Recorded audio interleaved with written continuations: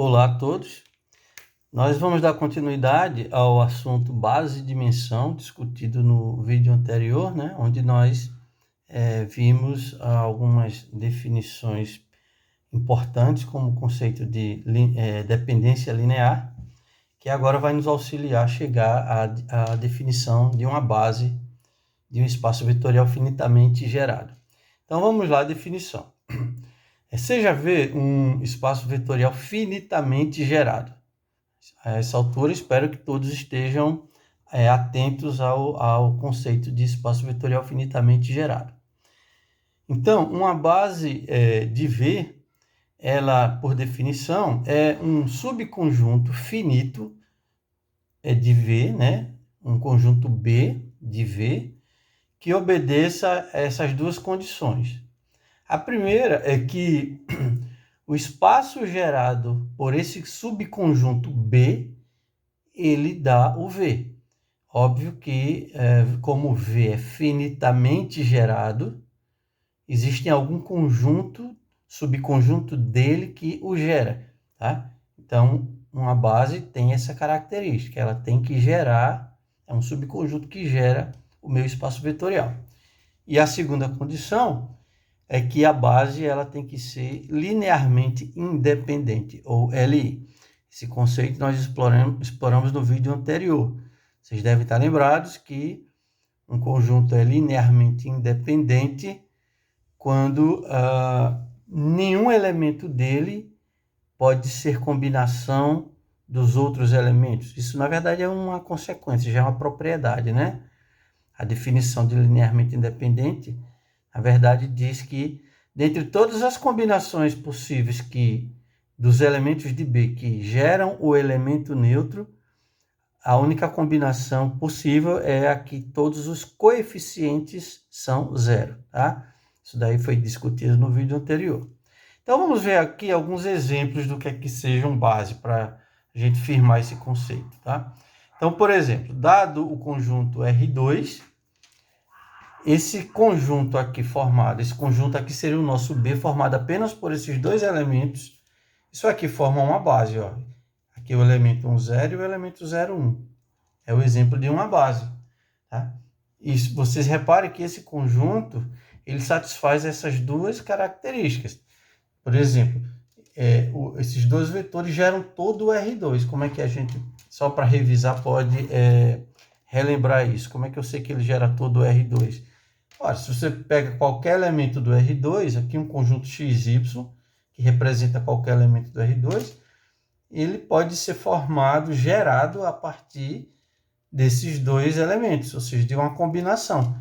Eu pego esse elemento, multiplico por um número x, pego o segundo elemento, multiplico pelo número y e somo. Isso aqui é uma combinação linear que resulta nesse elemento, ou seja, que representa qualquer elemento do R2. Então, esse subconjunto gera o R2.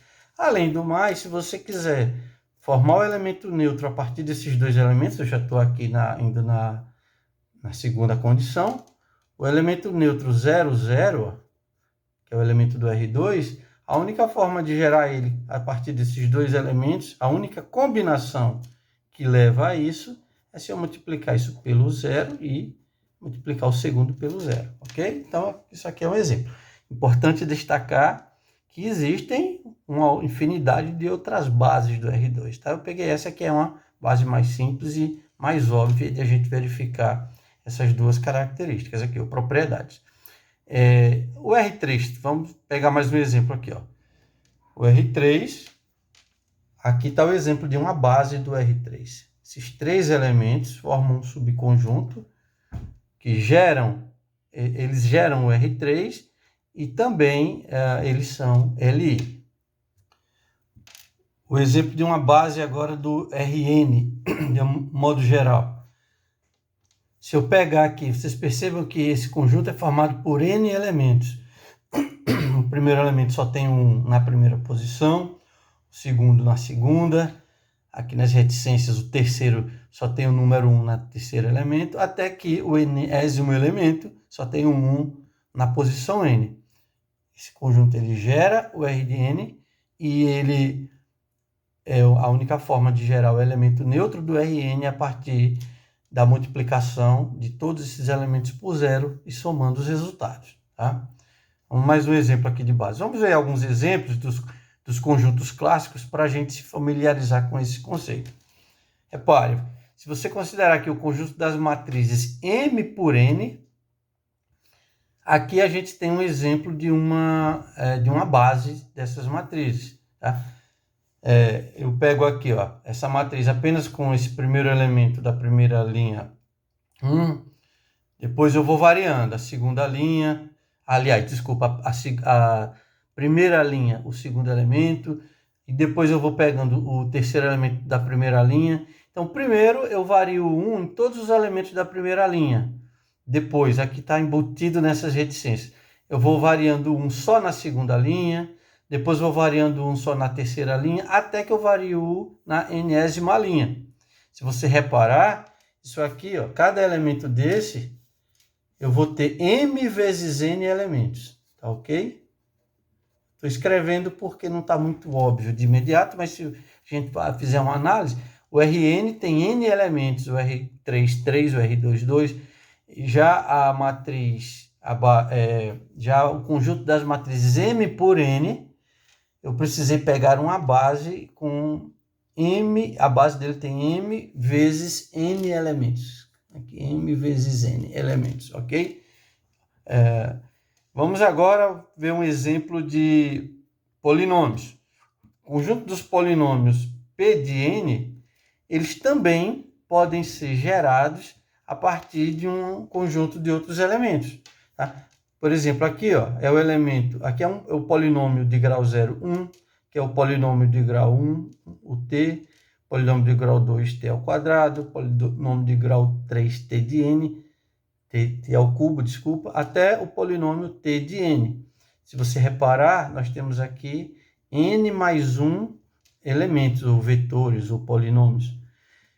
Se você reparar, qualquer polinômio de grau n é uma combinação desses elementos, tá? Se eu pegar aqui, só para a gente deixar mais claro, se eu pegar aqui, multiplicar isso por um número, vamos supor, A0 vezes 1, se eu pegar mais A1 vezes T, onde esse A0 e esse A1 são números, mais A2 vezes T2, mais até um AN vezes TN, isso aqui é um polinômio de grau n, ok? Então, qualquer polinômio de grau n, ou seja, pertencente a esse conjunto, é formado por uma combinação linear desses n mais 1 elementos. Mais um exemplo aqui, para a gente definir assim, por convenção, que seja aqui o espaço vetorial, faltou aqui, seja o espaço vetorial V, formado unicamente pelo elemento neutro, tá? A gente viu que isso é o menor espaço vetorial que existe. Então, a gente diz que, por convenção, o conjunto vazio ele vai ser uma base de V, tá ok? Então, a gente vai convencionar isso aqui.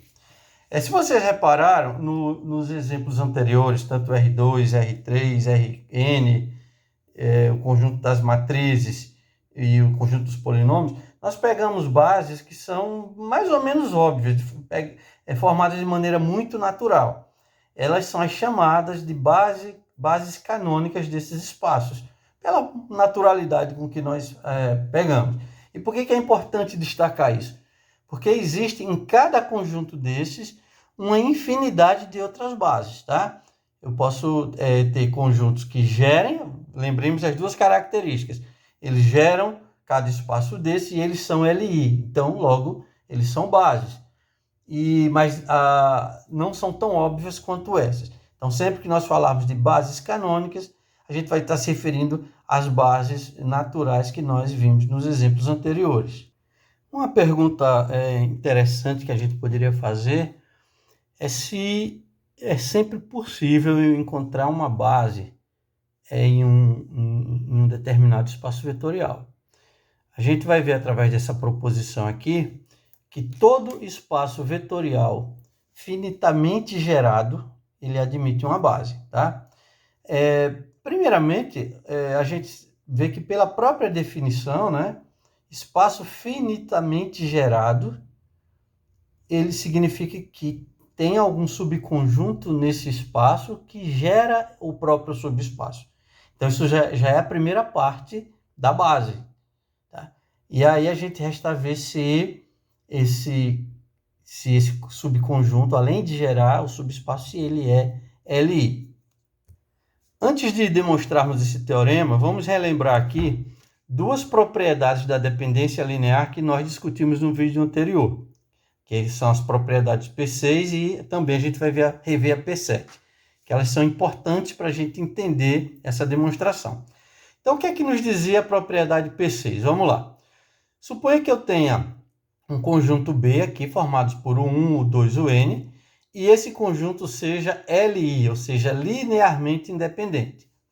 E suponha também que eu peguei aqui um novo elemento U, que estava fora de B, e formei o novo conjunto B, união, com esse novo elemento U. Tá? Ainda dentro das nossas hipóteses, dentro das premissas, suponha que agora esse conjunto B, união com U, ele se tornou LD. Então, repare, ele era Li sem o U. Quando eu joguei o U, ele se tornou LD, linearmente independente. Então, como consequência, a propriedade 6 nos diz que esse elemento U, ele necessariamente tem que ser combinação linear dos outros elementos do B. Tá? Então, isso aí é relembrando a propriedade 6. Relembrando agora a propriedade 7. Ela dizia o seguinte: suponha que eu tenha um conjunto aqui, ó, é o conjunto S, onde tenho aqui o 1, o N, o 2, o J, o N elementos. E ela dizia o seguinte: suponha que existe um elemento, que aqui está em destaque, é esse, o J, que ele seja combinação linear dos demais elementos. Então, essa é a nossa hipótese, a nossa premissa, que eu tenho um conjunto onde um determinado elemento seja combinação linear dos demais. Então, essa propriedade nos diz o seguinte: se eu formar um novo conjunto retirando esse elemento que é combinação dos outros, ó, se eu retirar aqui, ou seja, do S, eu subtraio o meu elemento IJ, que tem essa característica de ser combinação linear dos demais. Essa propriedade nos diz o seguinte, que o espaço gerado pelo conjunto S, ele é igual ao espaço gerado pelo conjunto S menos o J. Isso é a consequência. Ou seja, o que é que isso significa nessa propriedade? Que, como esse elemento ele é combinação linear dos demais, se eu retiro ele do conjunto, ele não vai fazer falta nenhuma em relação ao espaço gerado pelo conjunto com ou sem ele, ok? Isso é o que nos diz a propriedade 7, aqui que está formalizada. Bom, dito isto, vamos agora tentar demonstrar esse teorema lembrando dessas duas propriedades. Então, para primeiro mostrar que todo espaço vetorial finitamente gerado tem uma base, vamos admitir o espaço vetorial mais simples, que é o espaço formado apenas pelo elemento neutro. Se V for esse espaço, então, por convenção, está provado. Né? Por quê? Porque o conjunto vazio é, por convenção, a base do espaço V. Porém, se V não é um espaço vetorial formado unicamente pelo elemento neutro, que é a grande maioria, né, dos espaços vetoriais, então a gente vai ter que demonstrar ou encontrar subconjuntos que tenham essas duas propriedades. Né? Eu tenho que provar para vocês que existe um subconjunto B em V, que é Li, e dentro das condições estabelecidas aqui, eu tenho que provar que esse subconjunto gera o V. Tá? Isso é a definição de base. Então, vamos mostrar essa primeira parte aqui, né? Que existe em B um conjunto Li. Antes de eu discutir essa demonstração com vocês, é importante, pessoal, que vocês percebam que a maioria das demonstrações elas são formadas por raciocínios lógicos mesmo, né? Direto. não necessariamente pelo rigor algébrico, né, por expressões. A gente formaliza as expressões algébricas, obviamente, mas o que fundamenta as demonstrações são consequências lógicas mesmo, né? Por exemplo, vamos lá a essa demonstração. Eu quero mostrar que existe um subconjunto em V que é LI, a primeira parte para mostrar que é uma base. Então, vocês vejam o seguinte, como o V ele é finitamente gerado, o que é que significa isso? Que existe algum subconjunto S, certo? Não vazio e também finito, que o espaço gerado por ele dá o V. Então, vocês vejam que isso é uma consequência direta da definição de espaço vetorial finitamente gerado. E aí, essa definição, ela nos diz que o subconjunto S gera o V, mas não fala nada de se LI ou não, que é o que eu quero provar aqui, que eu quero mostrar que existe. Então, vamos ver o que é que a gente consegue fazer. Eu tenho que explorar propriedades, ou conceitos, enfim. Eu tenho que buscar encontrar aqui a questão da parte independente, né? Então, dentro do S, veja só, a gente pode argumentar, usando a propriedade P2 do vídeo anterior, que dentro do meu conjunto S, se eu pegar subconjuntos unitários, ou seja, cada elemento dele, se eu formar um subconjunto unitário, cada subconjunto unitário ele é LI. Vocês estão lembrados da propriedade 2 do vídeo anterior, das propriedades da dependência linear? Então, vocês percebam que se por um lado eu já tenho um conjunto que gera o V, mas eu estou buscando agora explorar características linearmente independentes aqui dentro. Então, eu já garanto que dentro do S existem subconjuntos que são linearmente independentes. Tá? Bom, e aí o que é que eu vou fazer? O que é que a gente pode fazer? No mínimo, então eu já sei que existem sim subconjuntos em B, subconjuntos em V que são LI. Tá? Mas eu não sei se, talvez eu possa encontrar subconjuntos maiores. Então, partindo de um ponto de vista lógico, eu vou fazer o seguinte. Dentro do meu conjunto, de um determinado conjunto unitário B, eu posso ir acrescentando mais elementos de S. Organizem a lógica na mente de vocês. O B está dentro do S e o S gera o V. Então, eu vou pegar mais elementos do S e vou formar o B o maior possível. Maior no sentido de ter a maior quantidade possível de elementos, de maneira que ele se mantenha LI. Tá ok? Por exemplo, se ele tiver só um elemento, o B, eu tenho certeza que ele é LI. Aí eu vou e pego outros elementos, um outro elemento de S e jogo em B. Continua LI, beleza. Vou pegando mais um e vou vendo se ele continua LI, testando. O algoritmo é esse. Então, a ideia é que eu saia daqui com o conjunto B, que eu já tenho certeza que é LI, mas que ele tenha o maior número possível de elementos. Pela construção aqui, dá para vocês imaginarem que o B ele vai ser sempre, vai estar sempre dentro do S, tá ok? Eu estou pegando elementos do S e gerando o meu conjunto B.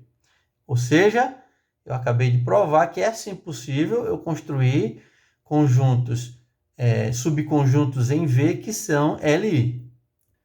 Então, após essa discussão aqui sobre essa primeira parte, a gente tem o seguinte, olha, eu tenho aqui um subconjunto S, ele é finito, ele gera o meu espaço vetorial V, e dentro dele eu escolhi um subconjunto B, que tem a maior quantidade possível de elementos de S, e esse conjunto é LI. Então, agora eu vou mostrar para vocês que nessas condições, esse conjunto B, ele também vai gerar o meu conjunto V, tá? Eu vou provar agora que nas condições escolhidas aqui, nas condições do item 1, esse meu conjunto B, ele vai gerar o meu espaço V. Então, como é que nós vamos fazer isso? Suponha aqui, gente, que eu vou pegar agora, ó, isso serve para qualquer elemento de S que não esteja em B, tá? Ó, qualquer que seja o U, que pertença a S, mas não pertença a B, o que é que vai acontecer? Olha, pela condição 6, pela propriedade, desculpe, 6, que a gente revisou aqui ainda hoje, se eu fizer a união B com esse elemento U, esse elemento U está fora do B. Esse conjunto B união com U, ele vai ser LD. Por que ele vai ser LD? Relembra a propriedade 6. Porque esse conjunto aqui ele é LI e é o maior conjunto LI possível. Tá? Se eu jogar qualquer outro elemento, ele vai deixar de ser LI, ele vai ser LD. Isso por causa das condições que nós impomos aqui para criar o B. Então, pela propriedade 6, significa que esse U ele é combinação linear. Qualquer elemento U aqui fora de B e dentro do S, ele é combinação linear, ou seja, ele é gerado a partir dos elementos que estão aqui já dentro do B, ok? Isso é a propriedade 6. Já a propriedade 7 nos diz o seguinte, vamos lá relembrar. Se eu pego qualquer elemento que é combinação linear de um outro conjunto, ó, era o caso daqui do nosso IJ, se ele é combinação linear de outro conjunto, o que é que significa? Significa que o espaço gerado com esses elementos U, né, que formam, no caso, formaria o S, ou o espaço gerado sem os elementos U, que seria o B, é o mesmo. Então, ó, pela propriedade 7, o espaço gerado por B é a mesma coisa do espaço gerado por S. Porque, mais uma vez justificando, qualquer elemento que mora em S e não mora em B, ele é combinação linear dos elementos de B. Tá? E aí, com isso, a gente prova que o conjunto B, além de ser LI, ele também gera, né, o nosso espaço vetorial V. E aí, com isso, a gente prova que não importa o espaço vetorial no qual eu esteja trabalhando, se ele for finitamente gerado, ele vai admitir uma base. E aqui eu vou enunciar um resultado que é um teorema de extrema relevância. Não vou demonstrar ele, vou deixar quem tiver curiosidade de pesquisar nas fontes, nos livros, que é o chamado teorema da invariância. Ele diz o seguinte, que seja V um espaço vetorial finitamente gerado. A gente já sabe que esse espaço vetorial tem alguma base. E aí o teorema nos diz que, então, duas bases quaisquer de V, elas vão ter sempre o mesmo número de vetores, ok? Então, a partir de agora, a gente vai levar em conta que não importa quantas bases eu tome, qualquer base que eu tome em um determinado espaço vetorial V, todas elas vão ter sempre a mesma quantidade de vetores. E esse teorema nos leva à definição do que seja a dimensão de um espaço. Seja V um espaço vetorial finito gerado. Então, nós chamamos de dimensão de V, e aí nós usamos essa notação dim_V. Nós chamamos de dimensão de V ao número de vetores de uma base qualquer de V. Tá? Por quê? Porque esse número, não importa que base eu tome, vai ser sempre o mesmo número. Dizemos, neste caso, que V é um espaço de dimensão finita. Então, gente, aqui esse slide ele é puramente conceitual, mas é importantíssimo que nós tenhamos esses conceitos muito bem fundamentados. Eles vão trazer consequências grandiosas nas próximas definições. Então, vamos lá. Todo espaço vetorial finitamente gerado, eu posso garantir que tem alguma base lá dentro, e qualquer base que eu tome nesse espaço, elas vão ter sempre o mesmo tamanho, o mesmo número de vetores. E essa quantidade de vetores é o que eu vou chamar de dimensão do meu espaço vetorial. A gente vai ver agora um outro resultado muito importante, que diz o seguinte, que sempre que nós tivermos um conjunto LI dentro de um espaço vetorial, ele sempre pode ser completado com outros elementos até eu ter uma base. Tá? É um resultado que vai ser expresso aqui pelo teorema do completamento. Vamos lá. seja V um espaço vetorial de dimensão n maior ou igual a 1. O que é que isso significa? Que toda base do meu espaço vetorial V tem n elementos, n vetores, tá? Seja agora o subconjunto formado por um U, o 2, o R, é um subconjunto desse meu espaço vetorial, e ele é um subconjunto Li, com R vetores, conforme vocês podem ver pelos índices aqui. E suponha que esse R seja menor do que N. Que isso significa?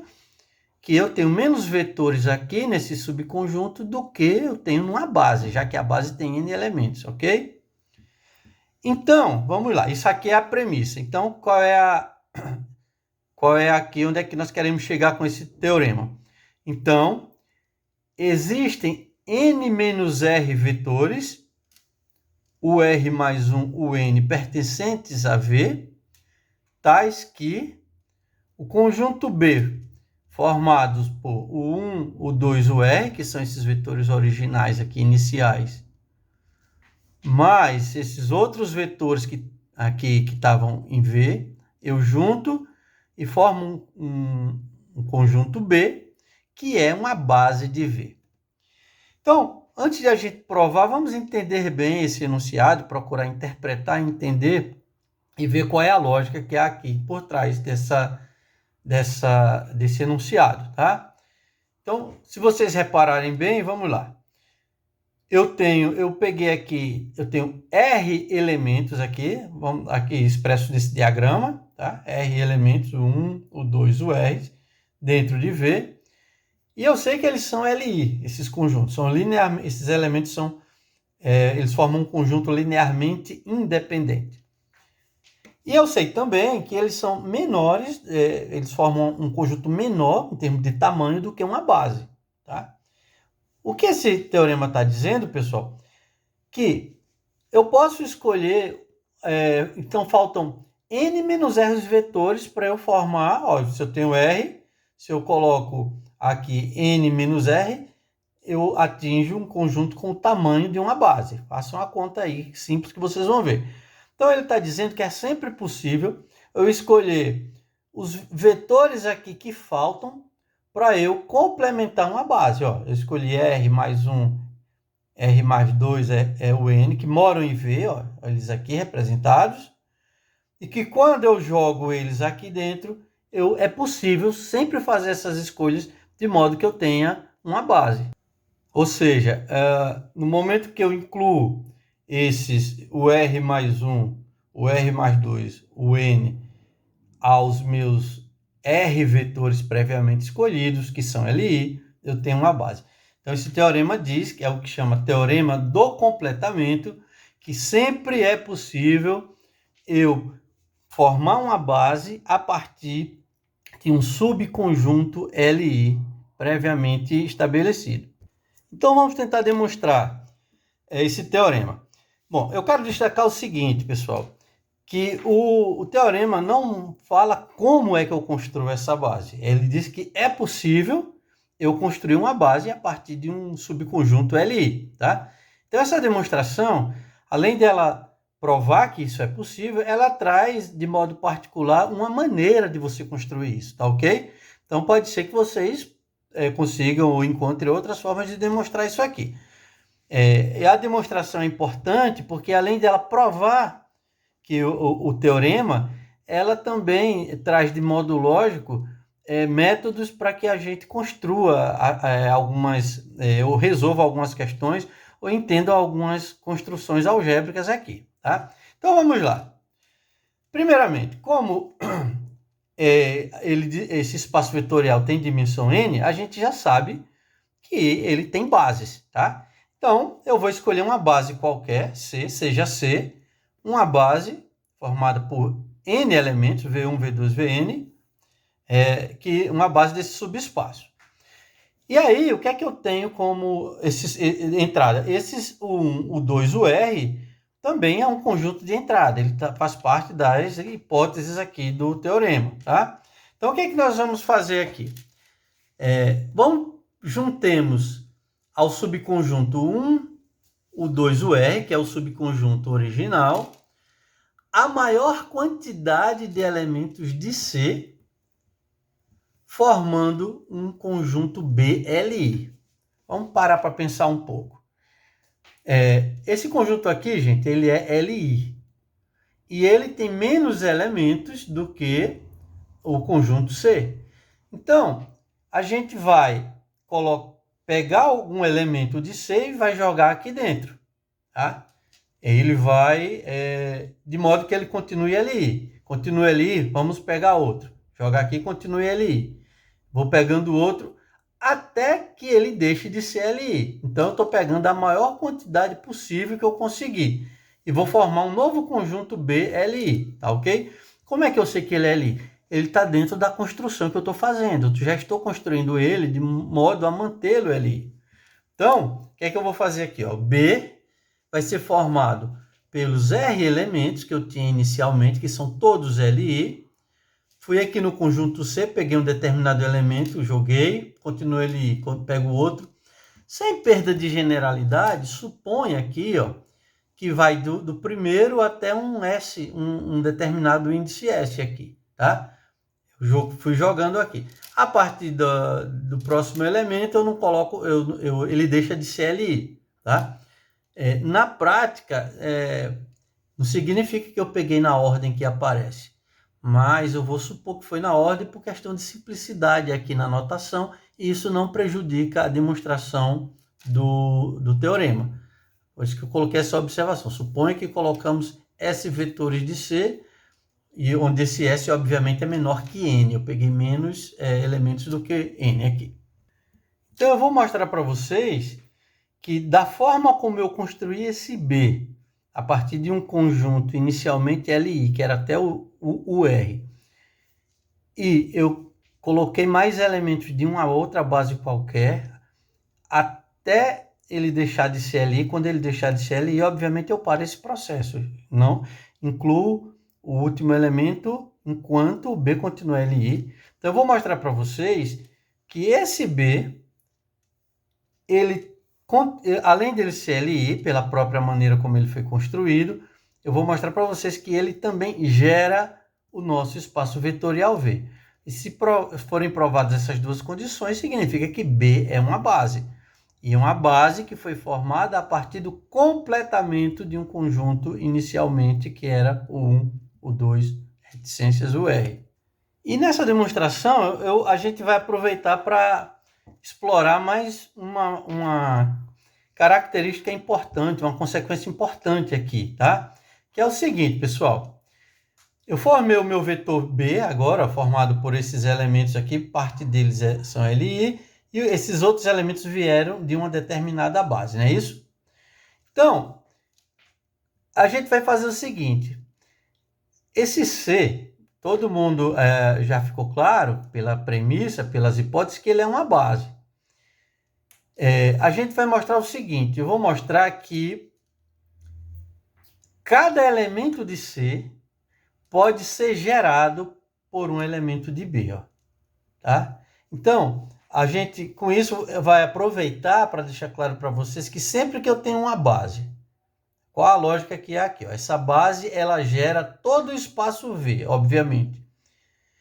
E se cada elemento da base é gerado por um outro conjunto, se eu provar que o V1 pode ser gerado por esses elementos de V, que o V2 pode ser gerado por esses elementos de B, e até o Vn pode ser gerado pelos elementos de B, eu estou dizendo que eu consigo, com este B, gerar todos os elementos da base, e como a base gera o conjunto V, eu posso garantir que o B também gera o V, tá ok? Vai ser essa a estratégia usada para mostrar que o B gera o conjunto V.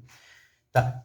Eu vou provar só essa parte, por quê? Porque o LI, pela maneira como o B foi construído, já está claro que ele é LI. Então, vamos provar agora que o B gera o V. Tá? E aqui está a explicação. Ó. Como C é uma base, basta mostrar que B gera todos os elementos de C.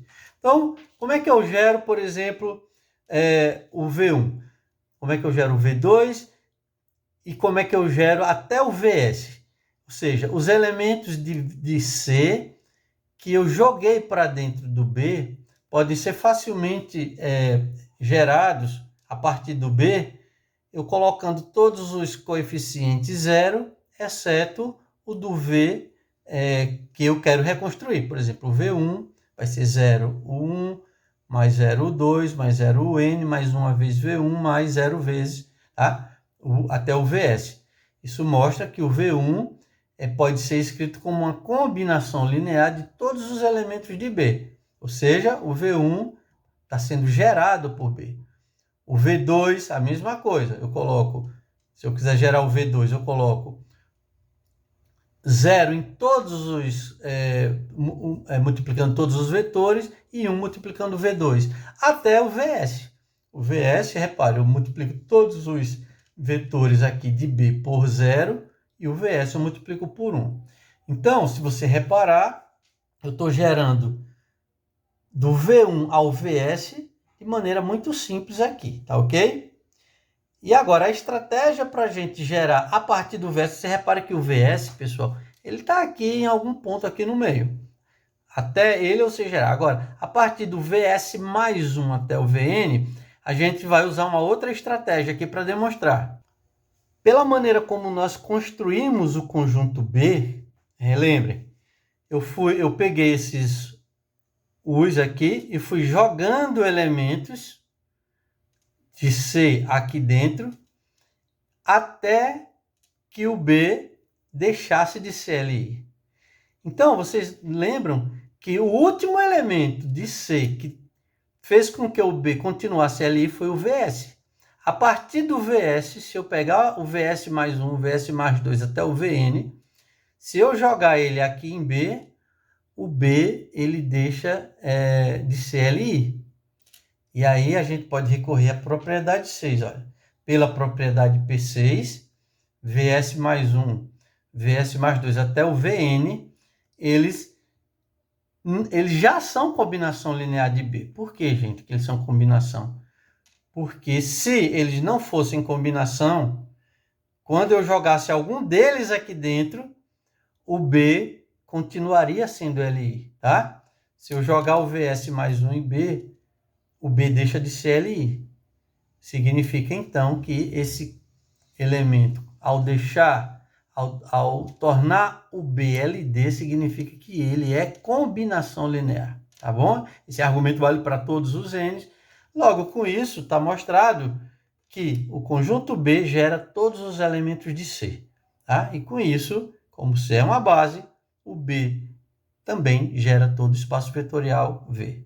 Vamos a mais uma proposição aqui, importante. Todo subespaço vetorial de um espaço vetorial finitamente gerado também é finitamente gerado, tá? Vamos entender isso e demonstrar. Isso aqui é importante para mostrar que sempre que eu tenho um espaço vetorial e ele é finitamente gerado, significa que ele tem uma base, ou tem bases, tem dimensão. Os subconjuntos vetoriais dele também vão ter bases, consequentemente, tá? Se vocês lembrarem dos teoremas anteriores. Então, é importante a gente tentar demonstrar isso. Essas demonstrações, pessoal, eu acho importante porque tanto serve para a gente revisar e aprimorar os conceitos de dependência linear, combinação linear, espaço gerado, porque a gente vai estar mencionando toda hora esses conceitos, como também serve para a gente visualizar estratégias de resolver problemas e também de tratar algumas estruturas algébricas aqui, né, dentro da álgebra linear. Então, vamos mostrar então que todo subespaço de espaços finitamente gerados também são finitamente gerados. Então, falta escrever aqui, seja W aqui, um subespaço, um subespaço de um espaço vetorial V. Tá? Considere isso aqui. Seja W, um subespaço de V. Então, primeiro ponto, a gente vai tentar demonstrar que, partindo de conjuntos mais simples, considerando o W o mais simples possível e vai aumentando a complexidade dele para ver que a gente sempre chega ao resultado aqui apontado pela proposição. Primeiramente, se o W é o subespaço vetorial mais simples formado unicamente pelo elemento neutro, então a gente está procurando subconjuntos que gerem o W, não é isso? Ele é finitamente gerado.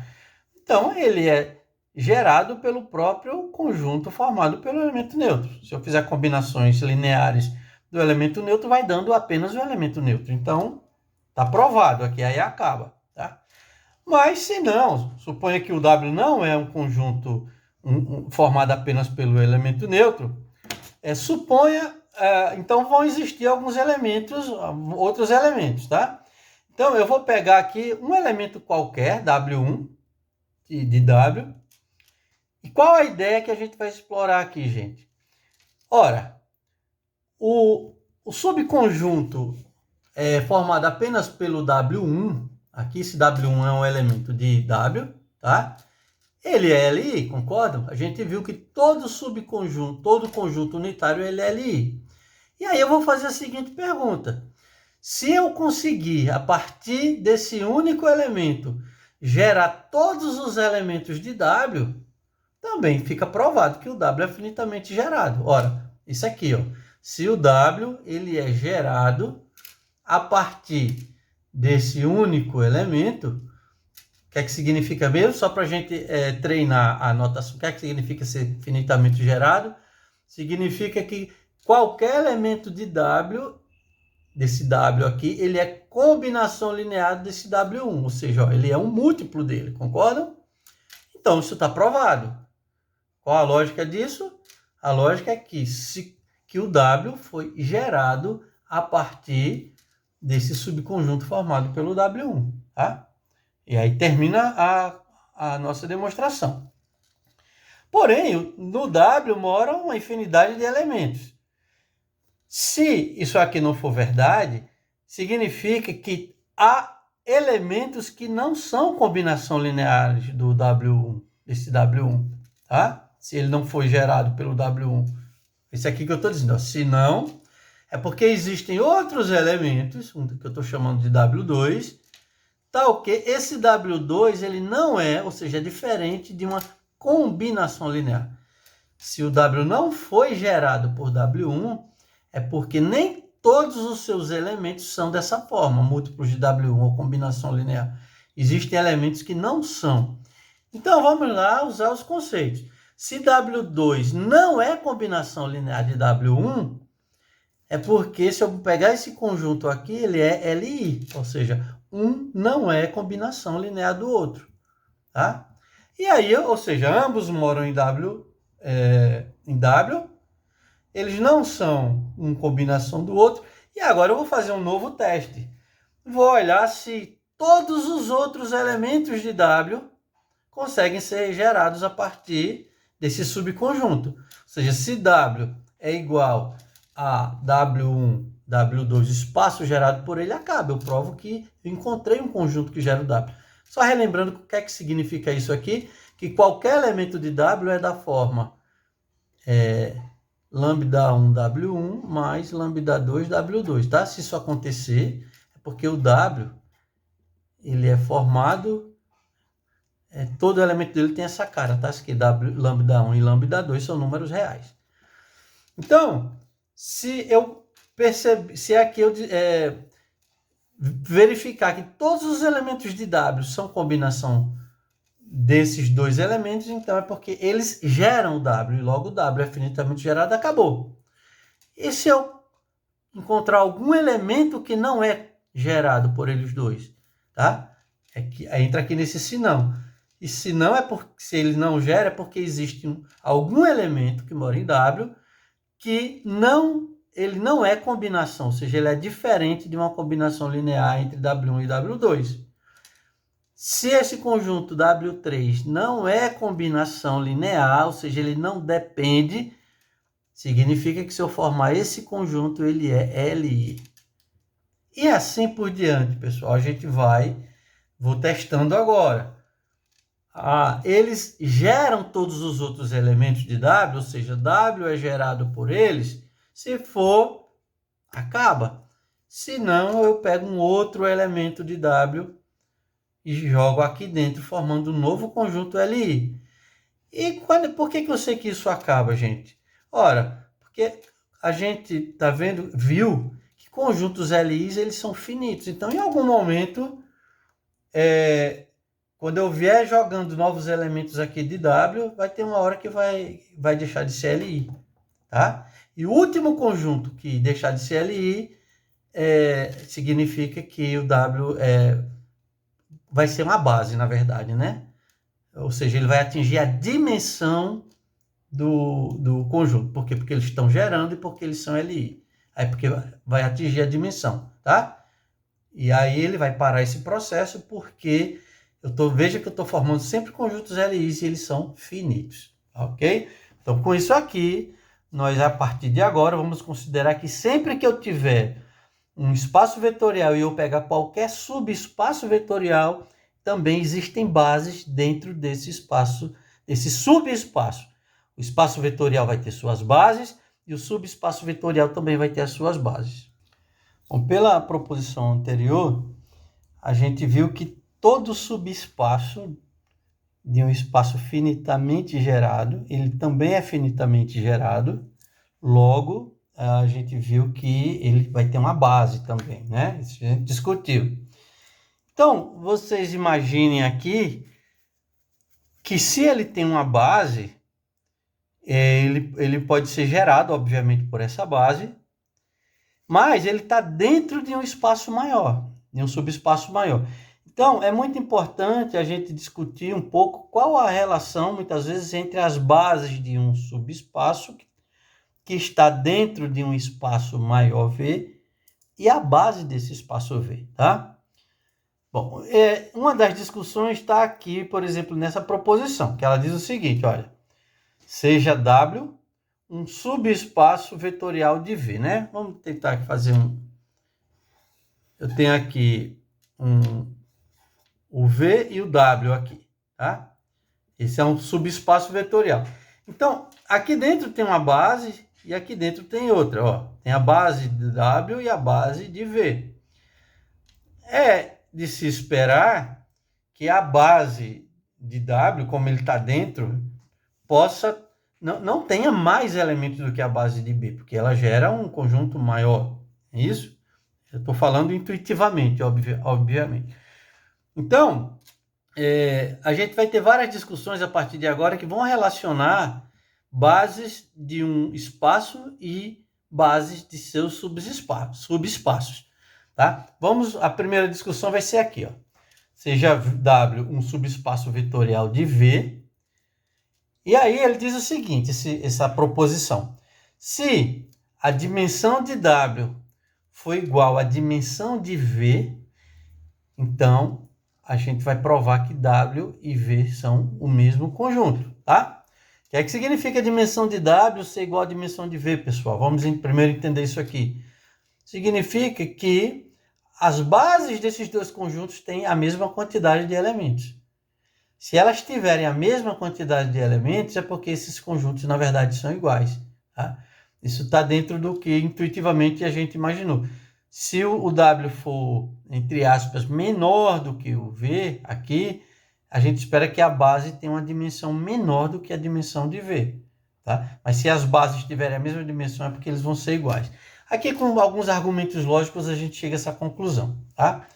Então, vamos demonstrar que isso daqui vai ser verdade. Se eu tenho um conjunto e um subconjunto, um subespaço de mesma dimensão, é porque esses conjuntos são iguais.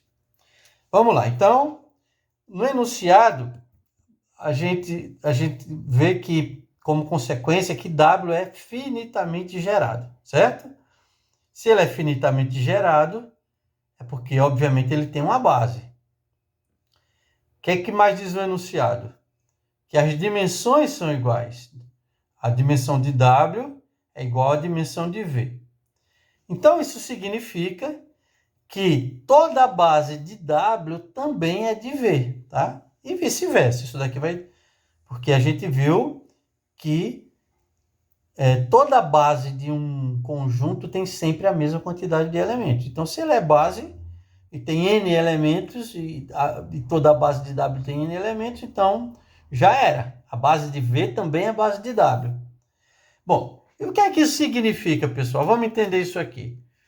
Significa que se uma base de W também é base de V, significa que se eu pego qualquer elemento de V, ele é gerado por aqueles elementos da base de W. Tá? Logo, todo elemento de V, como ele é gerado por uma base de W, esse elemento também está em W. Tá? Eu estou aqui falando, não estou escrevendo muita coisa para forçar um pouquinho vocês a raciocinarem, a prestarem atenção nas palavras e raciocinarem. Mais uma vez, todo elemento de V, ele é gerado a partir de uma base de W. Por quê? Porque a base de W e de V são a mesma, tá? São as mesmas bases. O que é base de um é base do outro. Então, se o elemento de V é gerado por uma base de W, é porque aquele elemento de V também mora em W. Ou seja, isso é a condição para dizer que o V pertence ao W. V pertence a W, mas o W é um subconjunto de V, logo o W está contido em V. Isso aqui não é, eu falei pertence, mas V está contido em W, obviamente. Como o W está contido em V, porque eles são iguais, que é o que a gente conclui, tá ok? Então, pessoal, essa questão de dimensão, ela é muito importante para dar uma ideia para a gente da relação entre de um conjunto e do seu subconjunto, que ambos são espaços vetoriais, tá? As bases em geral de um subespaço vetorial vai ter menos elementos do que a base do espaço que o contém. Se por acaso essas bases tiverem a mesma quantidade de elementos, é porque os conjuntos são iguais. Toda a discussão nos slides anteriores, elas são válidas para quaisquer espaços vetoriais, tá? Todas aquelas proposições apresentadas. Nós vamos apresentar agora um processo para a gente obter de modo prático bases do espaço vetorial Rn, tá, pessoal? Então, muita atenção aqui, que essas regras que nós vamos trabalhar aqui, esse processo que nós vamos descrever, eles são muito específicos do processo Rn, né? Só relembrando, um elemento do Rn, né? Por exemplo, qualquer vetor do Rn, ele tem a seguinte cara, né? Ele é formado por números reais, por exemplo, que cada vetor tem essa cara daqui, formado por n números reais, né? Cada x desse é um número real. Se por acaso eu tiver outro espaço vetorial, esse processo aqui, ou ele não vai servir, ou ele precisaria de alguma adaptação, tá? Então, eu estou chamando a atenção, porque é muito comum os alunos mais desatentos quererem aplicar esse processo para outros espaços vetoriais que não sejam o Rn, ok? Então, vamos lá. Eu vou explicar para vocês aqui alguns passos que nos ajudam a descobrir bases de subespaços que estão dentro do Rn, que moram no Rn. Bom, para isso, vamos considerar aqui que V é um subespaço do Rn e ele é gerado por um conjunto de R vetores, tá? O que é que cada vetor desses é? Cada vetor desses aqui na verdade, eles têm essa cara aqui, né? De uma N-upla. Então, o 1, o 2, o 3 até o R é uma N-upla. Não, a gente não pode esquecer disso na hora de trabalhar. Esses elementos aqui não podem ser polinômios, não podem ser matrizes, são especificamente elementos desse tipo. E o que a gente vai descrever agora nos próximos passos, basicamente, são as operações elementares que nós trabalhamos durante o escalonamento de vetores, tá? Então, vamos ver aqui algumas dessas operações adaptadas para esse processo, tá? Então, a primeira operação é a permutação de dois vetores. Veja o que é que ela diz, ó. Vejam que aqui eu tenho R vetores que geram o meu subespaço, tá? Cada vetor desse, obviamente, eu já falei para vocês que é um elemento do Rn. Então, vejam só. Se eu mudar a posição, aqui eu tenho I, o elemento na posição I, e eu tenho um vetor na posição J. Se eu mudar de posição entre eles, eu botar o UJ no lugar do UI e vice-versa, isso daqui é meio óbvio dizer que isso não vai mudar o espaço gerado, tá? Todo mundo que é gerado por esses vetores é gerado por esses, porque eu não mudei os vetores, eu apenas mudei a posição deles dentro do meu, são os vetores geradores, digamos assim, chamados, ok? Então, acho que isso aqui fica meio óbvio para vocês. E por que eu estou colocando? Porque no processo de obtenção da base, a gente vai ver que muitas vezes eu preciso mudar essa posição de vetores. A segunda operação que a gente vai tratar aqui é a substituição de um vetor pela soma dele com o múltiplo dele. Vamos lá. Vamos considerar, por exemplo, que o nosso V, que é o nosso subespaço, ele é gerado por esses R vetores aqui, o 1, o 2, o 3 até o R, tá? E aí vocês vejam o seguinte, vamos ver que se eu substituir aqui nessa operação, ó, um determinado vetor, que é o J, vamos supor aqui, ó, na posição dele, eu estou substituindo ele pela soma dele com o múltiplo de um outro vetor qualquer, que no caso aqui foi o I, ok? Se vocês relembrarem, isso é exatamente a operação elementar 2 no processo de obtenção de sistemas escalonados, tá? E aí, o que essa linha aqui nos informa é que se eu trocar um vetor pela soma dele com um múltiplo de outro vetor, esse conjunto, eu obtenho um novo conjunto, obviamente, de vetores, já que eu mudei o vetor, porém, o espaço gerado por esses novos vetores é exatamente o mesmo espaço gerado pelos anteriores. Isso não muda o espaço gerado. E vamos demonstrar isso. Vale a pena a gente demonstrar, tanto para vocês terem certeza de que isso é verdade, quanto também nesse processo de demonstração a gente aproveita como exercício para treinar as operações. Então vamos lá. Suponha que o V originalmente seja isso aqui, seja o V original, tá? O 1, o I, o J, o R. Então, se qualquer vetor que pertença a esse V aqui, que pertence a V, ele é gerado a partir desses vetores. O que é que significa ser gerado? Que ele é uma combinação linear do U1, o I, o J, o R. Como é que nós escrevemos a combinação linear? Veja que esses betas aqui são números reais, tá? Esses beta aqui pertencem a R.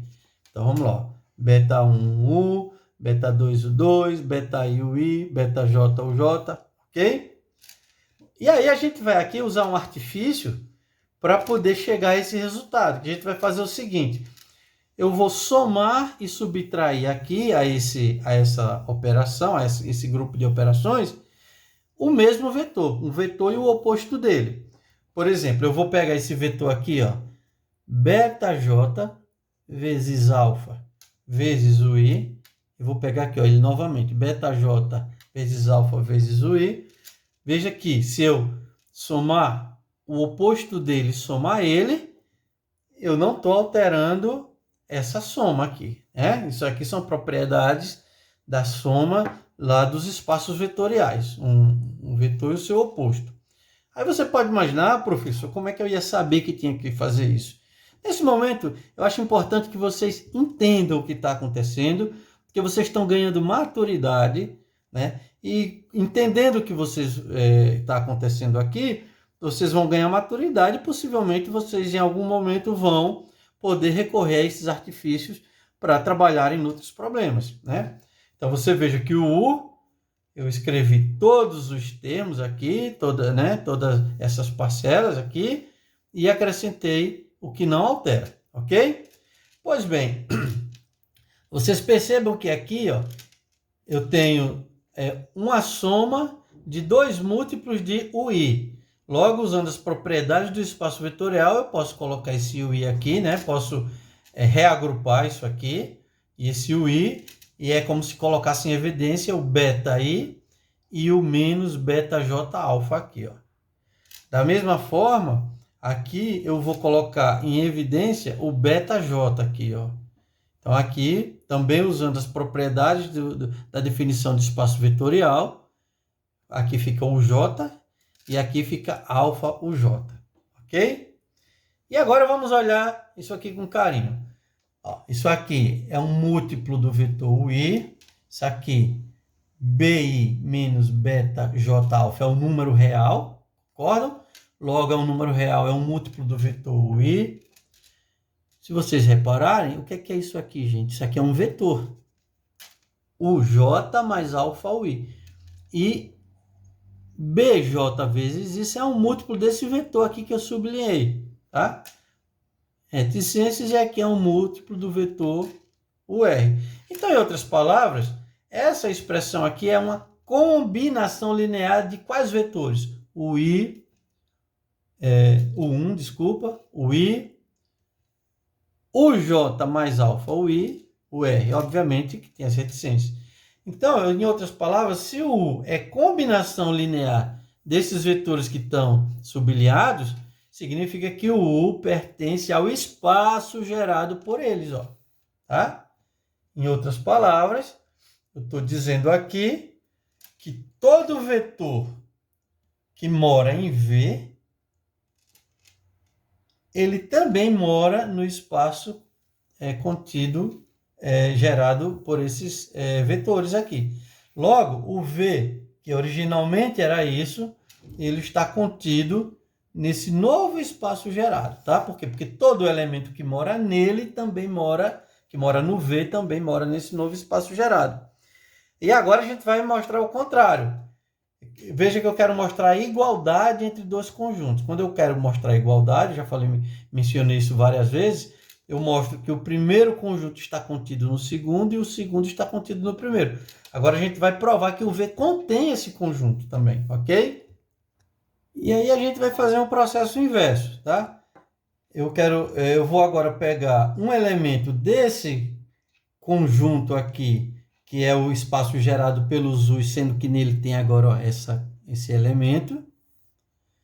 E aí, se eu digo que um vetor U pertence a esse conjunto, a esse espaço gerado, é porque esse U é combinação de todos esses elementos. Aí peguei um beta 1, beta UI, beta J vezes esse vetor aqui, né? Mais um beta R vezes esse UW. E agora eu vou reagrupar esses elementos. Então, eu fiz um pouco direto aqui, por favor, prestem atenção, e vocês podem fazer com calma aí essa operação. Essa altura do campeonato, você já tem maturidade para entender isso aqui, que é o seguinte, ó, olha para essa parte aqui da soma. Quando eu multiplico beta J vezes o J, ele está aqui, e aí eu multiplico também beta J vezes alfa UI. Mas eu tinha também aqui um outro múltiplo do UI. Então, eu posso, quando eu multiplicar beta J alfa UI, eu posso trazê-lo para cá e reagrupar. Fica o beta I, ó, botei esse beta I, e o beta J alfa aqui, multiplicando o UI. Então, tá? Então, na verdade, é uma forma de eu reescrever, reagrupar essa soma, usando as propriedades do produto vetorial, como associatividade e as propriedades do produto. E eu estou vendo que o U, na verdade, passa a ser escrito como a soma de um múltiplo de U1, múltiplo de UI, múltiplo de UJ, múltiplo de UR. Ah, mas o U1, o UI, o J, o R, levando em conta as reticências, é justamente o espaço que gera o V, tá? Então, você perceba que isso implica que esse U, ele pertence a V, ou seja, por quê? Porque ele é gerado pelos elementos de V. Se vê aqui, ó. Então, qual é a lógica aqui? Todo U que pertence a esse conjuntão aqui, ele também pertence ao V. Logo, esse conjuntão aqui, ele está contido em V. Então, se você juntar a condição asterisco e 2 asteriscos, a gente chega a essa conclusão aqui, que o V é igual ao espaço gerado por esse conjunto, onde nele eu substituí um vetor pela soma desse mesmo vetor com o múltiplo dele, ok? Obviamente que nessa demonstração você poderia ter dado um nome a esse vetor para não ter que ficar escrevendo ele toda hora, mas a lógica é essa.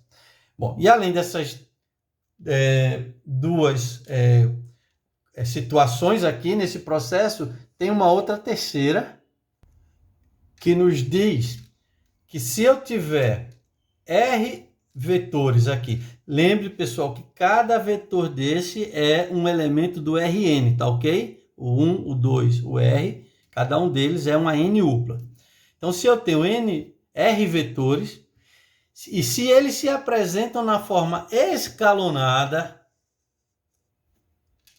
o que é que significa a forma escalonada? Eu vou explicar isso aqui com um exemplo, tá? Para vocês. Se eles se apresentam na forma escalonada, então estes vetores, ou seja, o 1, o 2, o R, eles vão formar um conjunto Li e, portanto, a dimensão de V é igual a R. Lembre-se que o V é formado por esses vetores, tá? Se esses vetores aqui estiverem escalonados, significa que eles estão Li. Logo, nas condições anteriores, eles geram o V, e aqui eles são Li. Se um conjunto gera V e se ele é Li, é porque ele é uma base, tá? Logo, a dimensão dele vai ser R. Eu vou mostrar isso aqui com um exemplo para vocês, tá? Para não ficar tão cansativo aqui. Vamos lá. Ó, encontre uma base do espaço V que é gerado por esses três vetores aqui do R4, ok? Os vetores, esses três vetores do R4. Repito, esse processo aqui pode ser aplicado para esse exemplo, pois V trata-se de um subespaço do R4, ou seja, o Rn, o R, né? N qualquer número. Então vamos lá, como é que a gente vai aplicar esse processo, pessoal? Qual é a lógica disso? A lógica é que, usando as três operações vistas no processo anterior, a gente vai montar uma estrutura semelhante a uma matriz para que nós apliquemos o processo de escalonamento visto no início do curso, no escalonamento de vetores. Então, eu vou pegar esse primeiro vetor aqui, ó, 2, 1, 1, 0, na primeira linha, o segundo vetor 1, 0, 1, 2, e o terceiro vetor 0, menos 1, 1, 4. E aqui eu vou aplicar o mesmo processo de escalonamento. O que é o processo de escalonamento, pessoal? Que eu vou eliminando aqui, se fosse um sistema, eliminando variáveis, né, à medida que eu vou andando no processo. Então, a linha de baixo, eu vou colocando zeros aqui, os zeros vão aumentando aqui, tá? É exatamente isso que trata a propriedade 3. Se eles apresentam na forma escalonada, eu vou convencer vocês, dá para fazer nesse exemplo, mas aí vocês podem generalizar que esses vetores vão estar Li. Vamos lá. Primeira coisa, vocês devem estar lembrados que nós sempre escolhemos um pivô, né, para multiplicar pela linha de cima e somar com a linha de baixo. E quando a gente faz esse processo, a gente não altera, se fosse um sistema, né, a solução do sistema. Aqui a gente já viu que a gente não altera o espaço gerado pelos vetores. Então, ó, eu vou trocar esse vetor por esse, que é a operação 1, que a gente viu no slide anterior. Vou botar esse na 1, 0, 1, 2, 2, 1, 1, 0. Então, a ideia é que os vetores, o espaço gerado por esses vetores é o mesmo espaço gerado por esse. Agora, o que eu vou fazer aqui, eu vou trocar essa linha 2, eu vou trocar o L2, eu vou substituir ela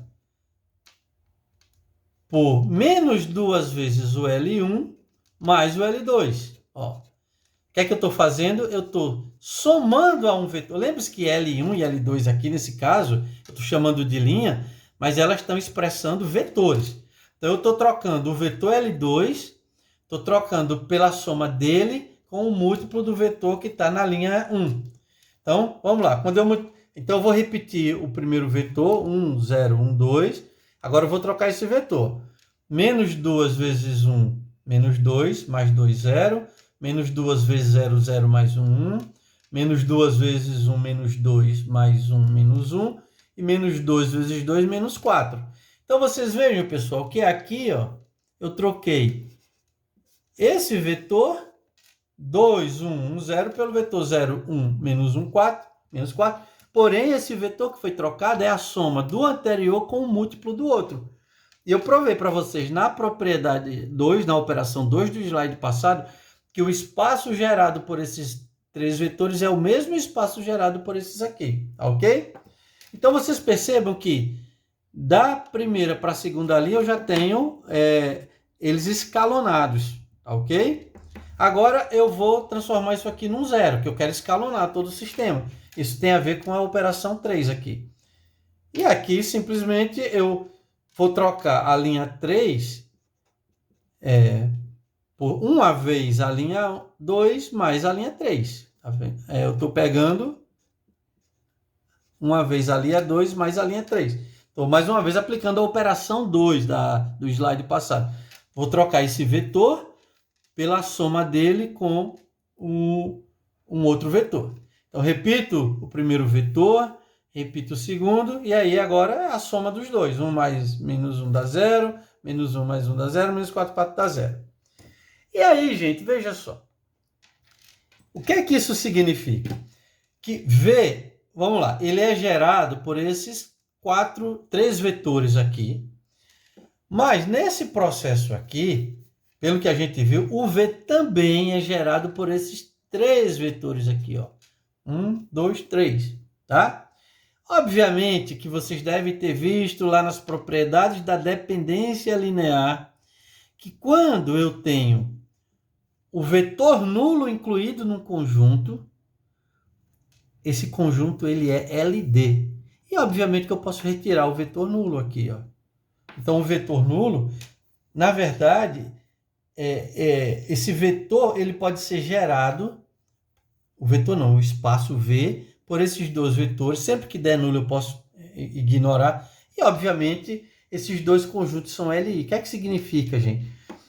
Jamais, por exemplo, um conjunto, vamos lá entender a lógica disso aqui, ó. Essa operação 3 diz que um conjunto de vetores, se eles estiverem escalonados, eles são LI. Se eles fossem LD, o que é que significa? Que seria possível eu obter um vetor a partir do outro. Como é que eu obtenho o primeiro vetor a partir desse? Jamais eu obtenho um a partir desse zero. Por quê? Porque para eu fazer uma combinação desse vetor para obter o outro, eu teria que multiplicar esse segundo vetor aqui por um número real. Qual é o número real que eu multiplico esse zero e obtenho 1? Não existe. Então, não tem como eu multiplicar esse segundo vetor e obter o primeiro, tá? Ou seja, ele não é possível escrever um como combinação linear do outro. Sempre que eles estiverem escalonados, eu não consigo obter um vetor a partir de uma combinação do outro. O que significa que eles são LI. Por isso que essa operação 3 nos falou que se eles estiverem escalonados, eles formam um conjunto LI. Além de formar o conjunto LI, eles geram. E aí, com isso, ó, eu acabei de obter uma base do meu conjunto V. Então, muito cuidado para a gente encerrar esse vídeo agora. V é gerado por esses três vetores, mas não significa que esses vetores formam uma base, porque eles não são LI. Para eu garantir que esses vetores formam uma base, eu tenho que garantir que eles são LI. E esse processo de escalonamento sempre me dá um conjunto de vetores linearmente independentes.